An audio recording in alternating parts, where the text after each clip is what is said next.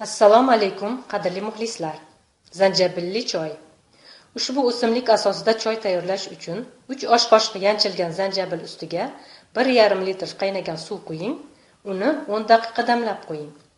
So'ngra unga 6 osh qoshiq asal, yalpizning bitta bargini qo'shing va yana 5 daqiqa damlang.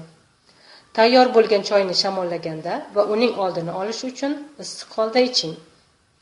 Zanjabilli choyning foydasi nimada?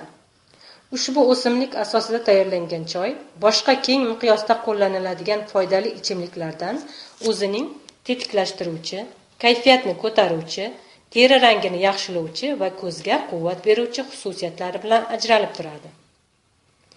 U miyada qon almashuvi va xotirani tartibga soladi, ishtahani oshiradi va ovqatning yaxshi hazm bo'lishiga yordam beradi.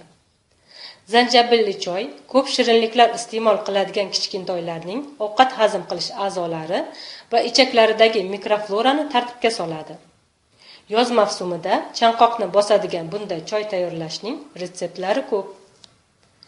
Zanjabilli choy qanday damlanadi? Bunday choyga sut va boshqa turli ziravorlar qo'shib ham damlash mumkin. Birinchi retsept: 1,5 stakan sovuq suvga 2 paketcha yoki 1,5 choy qoshiq quruq choy, 2 osh qoshiq shakar, 5-6 bo'lak yangi yoki 2 choy qoshiq quritilgan zanjabil solamiz. Bu tarkibni qaynagan holatda 4 daqiqa ushlab turamiz.